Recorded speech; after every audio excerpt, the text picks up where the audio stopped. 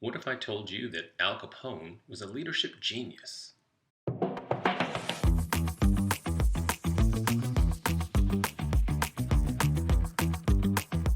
If you hear the name Al Capone, I guarantee you don't think, man, I wish I could be more like that guy.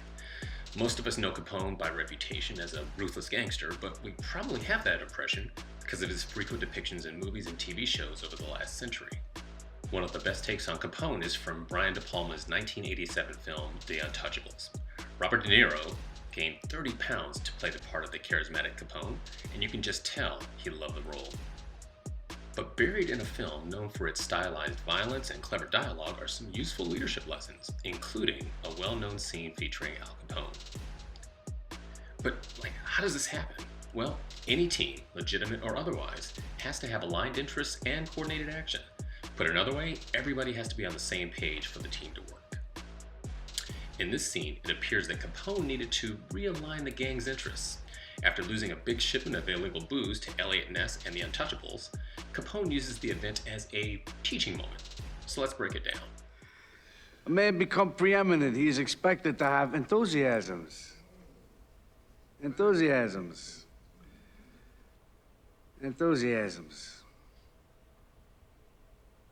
What are mine? What draws my admiration? What is that which gives me joy? Dames. Music.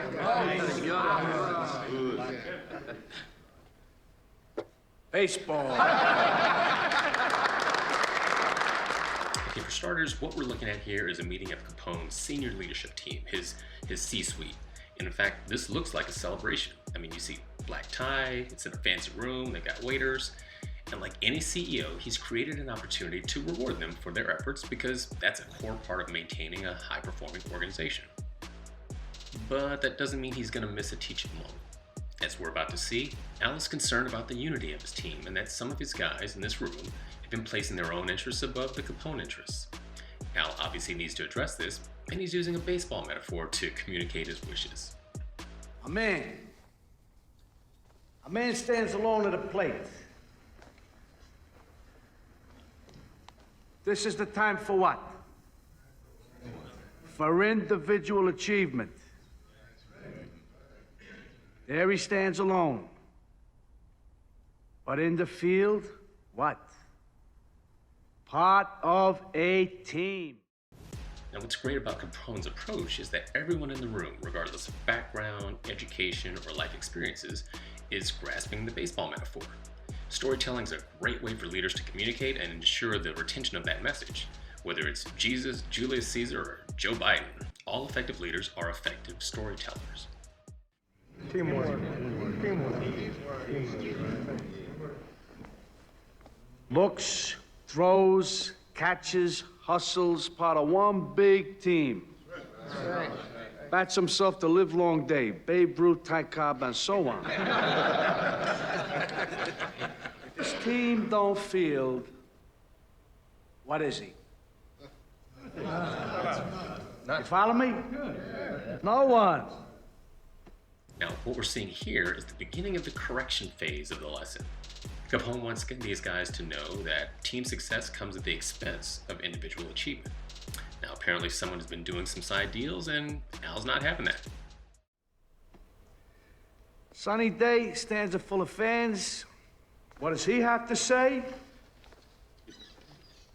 I'm going out there for myself.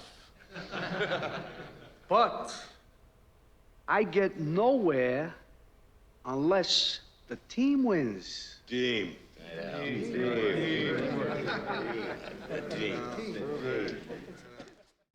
Yeah, okay. In the interest of not being distracted by Al's more vigorous corrective measures, let me jump in and make a couple of observations. First, I do believe that there's a lot of merit to using a public forum to tell people that mistakes have been made and that they need to be fixed. It doesn't have to be a personal attack or anything, but people want to know that when someone screws up, there will be consequences.